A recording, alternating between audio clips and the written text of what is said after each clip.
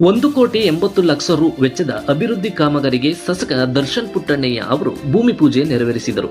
ಪಾಂಡವಪುರ ತಾಲೂಕು ಚನಕುರಳಿ ಹೋಬಳಿ ವ್ಯಾಪ್ತಿಗೆ ಬರುವ ಸಿಂಡಬೋಗನಹಳ್ಳಿ ಗ್ರಾಮದ ಮುಖ್ಯ ರಸ್ತೆ ಹಾಗೂ ಗ್ರಾಮದ ಸಿಸಿ ರಸ್ತೆ ಮತ್ತು ಚರಂಡಿ ಅಭಿವೃದ್ಧಿ ಕಾಮಗಾರಿಗೆ ಗುದ್ದಲಿ ಪೂಜೆ ಮಾಡಿ ಮಾತನಾಡಿದ ಶಾಸಕ ದರ್ಶನ್ ಪುಟ್ಟಣ್ಣಯ್ಯ ಅವರು, ಸಿಂಡಬೋಗನಹಳ್ಳಿ ಗ್ರಾಮಕ್ಕೆ ಬರುವ ಮುಖ್ಯ ರಸ್ತೆ ಅಭಿವೃದ್ಧಿಯಾಗದೆ ಸಂಪೂರ್ಣವಾಗಿ ಹಾಳಾಗಿದ್ದ ಕಾರಣ PWD ಇಲಾಖೆಯ 1 ಕೋಟಿ ಅನುದಾನದಲ್ಲಿ ರಸ್ತೆಯನ್ನು ಡಾಂಬರೀಕರಣ ಮಾಡಲಾಗುವುದು ಮತ್ತು ಗ್ರಾಮಕ್ಕೆ ಒಳಗೊಂಡಂತೆ ಸಿಸಿ ರಸ್ತೆ ಮತ್ತು ಚರಂಡಿ ಅಭಿವೃದ್ಧಿ ಕಾಮಗಾರಿಯನ್ನು ಲ್ಯಾಂಡ್ ಆರ್ಮಿ ಇಲಾಖೆಯ 80 ಲಕ್ಷ ರು ಅನುದಾನದಲ್ಲಿ ಅಭಿವೃದ್ಧಿ ಕಾಮಗಾರಿಯನ್ನು ಮಾಡಲಾಗುವುದು ಎಂದು ತಿಳಿಸಿದರು. ಊರು ಒಳಗೆ ಬರೋಕ್ಕೆ ನಿಮಗೆ ಗೊತ್ತಿರೋಂಗೆ ಎಲ್ಲ ಕಿತ್ತೋಗಿತ್ತು, ನಾವು ಬಂದಾಗೆಲ್ಲ ಎಲ್ಲರೂ ಹೇಳಿ ಮಾಡಿಸ್ತಿರ್ಬೇಕು ಅಂತ ಅದನ್ನ PWD ಇಲಾಖೆಯಿಂದ ಅದನ್ನ ಮಾಡ್ತಾ ಇರುವಂಥದ್ದು. ಊರು ಒಳಗಡೆ ಇರೋದು KID ಲ್ಯಾಂಡ್ ಆರ್ಮಿ ಮಾಡಿರುವಂಥದ್ದು.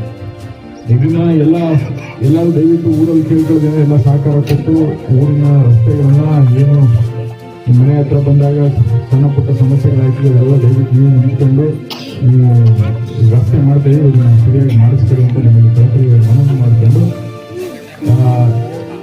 ವ್ಯವಸಾಯ ಎಲ್ಲ ಎಷ್ಟು ಜನ ಮಾಡ್ತೀರಿ ಕೈ ಹೆಸರು ಯಾಕೆ ಹೇಳ್ತಾ ಇದ್ದೀನಿ ಅಂದ್ರೆ ಈಗ ವ್ಯವಸಾಯ ಮಾಡೋರೆಲ್ಲರೂ ಎಷ್ಟು ಜನ ಸಾವಯವ ಕೃಷಿ ಆಗೈತೆ ನಮ್ಮ ತಾಲೂಕು ಅಂತ ಎಷ್ಟು ಜನ ಗೊತ್ತು ಕೈ ಎತ್ರಿ? ಜಾಸ್ತಿ ಇಲ್ಲ, ಕಮ್ಮಿ ಇಲ್ಲ. ಈಗ ಪಾಂಡವಪುರ ತಾಲೂಕಿನ ಕೇಳಿಸ್ಕೊಳ್ಳಿ ಸಾವಯವ ತಾಲೂಕು ಅಂತ ಘೋಷಣೆ ಮಾಡೈತೆ ನಮ್ಮ ಕ್ಷೇತ್ರನ. ಅದ್ರ ಪ್ರಕಾರ ದಯವಿಟ್ಟು ಸಾವಯವ ಅಂದ್ರೆ ಏನಂದ್ರೆ ಮುಂಚೆ ಹೆಂಗ್ ಬೆಳಿತೀವಿ ಹೆಂಗ್ ಬೆಳೀರಿ ಅಂತ ಅಷ್ಟೇ.